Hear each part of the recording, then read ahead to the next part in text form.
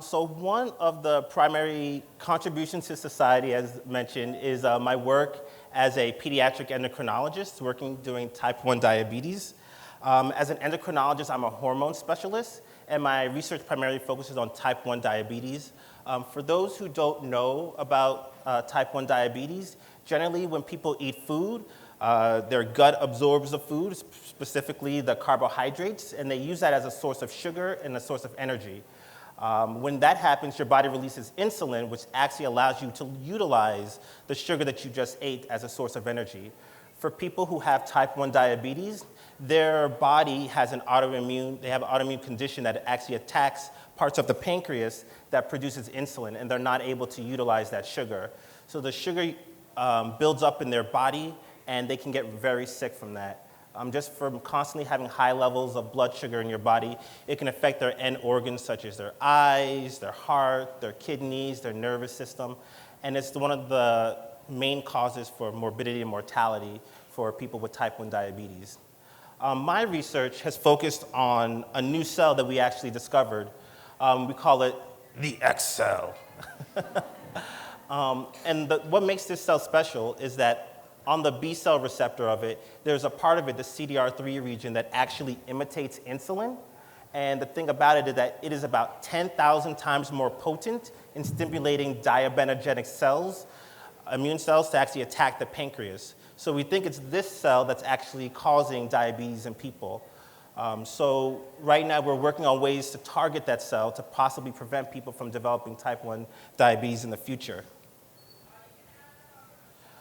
We've been published in Cell, which is actually the highest impact factor scientific journal in the world, and is getting a lot of media coverage, the cell that we have.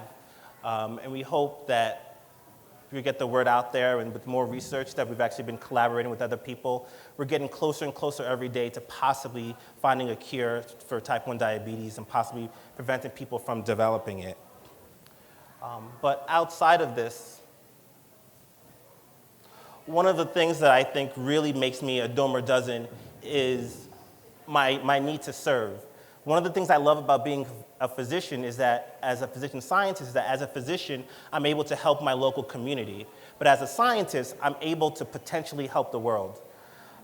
This started kind of from my early Catholic upbringings. This is my old high school ID picture.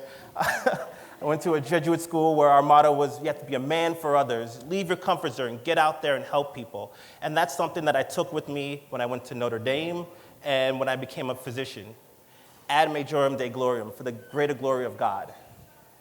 And I've done this. This is something I've done since high school, something I've done at Notre Dame, and something I've continued to do since then. Here's me. These are my Notre Dame years. I was a camp counselor at Camp Sweeney, which is a camp for kids with diabetes. This is how I spent my summers. I worked at a school for people who are mentally disabled. While I was on campus, I had a summer job working at the local after-school place. And whenever there was a community service job or event going on campus, I did what I could to help. You see me protecting this young lady with my flower power over there.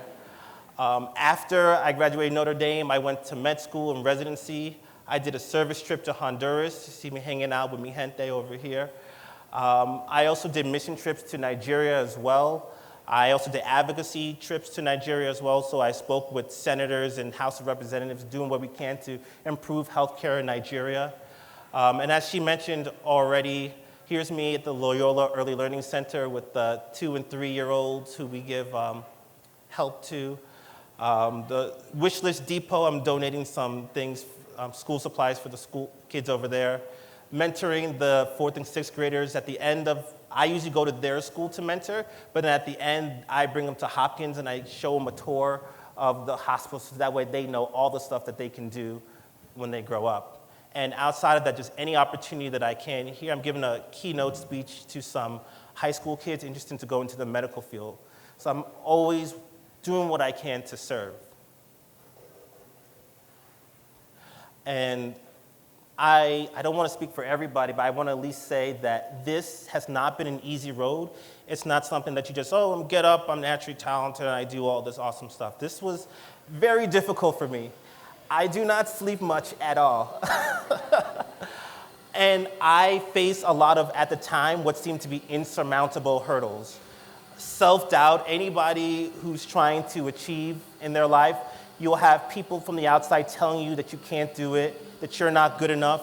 You will doubt your own self, saying, I'm not smart enough, I can't do it. There'll be times when you don't get the best grades. I didn't get the best grades either. There were times when I said, I didn't know numbers got that low on test grades. And then even while both of these were happening, you even will face personal losses. My mom actually passed away during my time in medical school.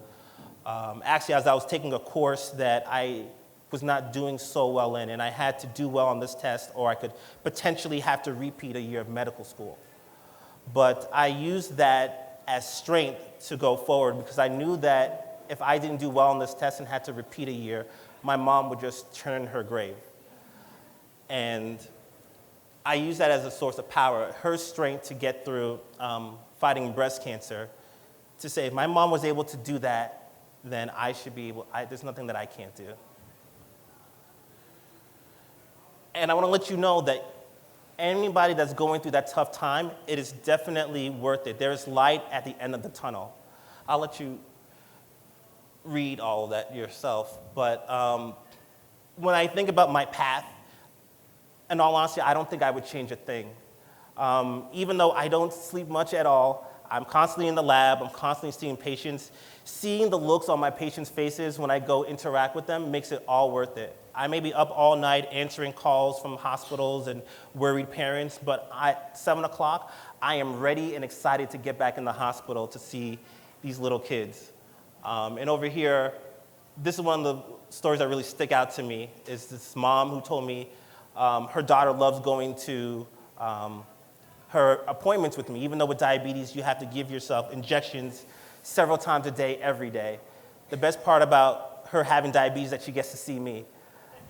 This is actually her. She actually dressed up, so that's what the mini dress rehearsal was. She dressed up like me for one of her appointments, so she has a white coat that says Dr. Giwa on it. So with that, one thing I wanted to definitely leave you guys with is I wanted you to know that you all have the power to release your inner dozen. I want you to feel empowered to shake down the thunder, leave them in awe and wonder. Show the world that we'll never fall, though the odds be great or small.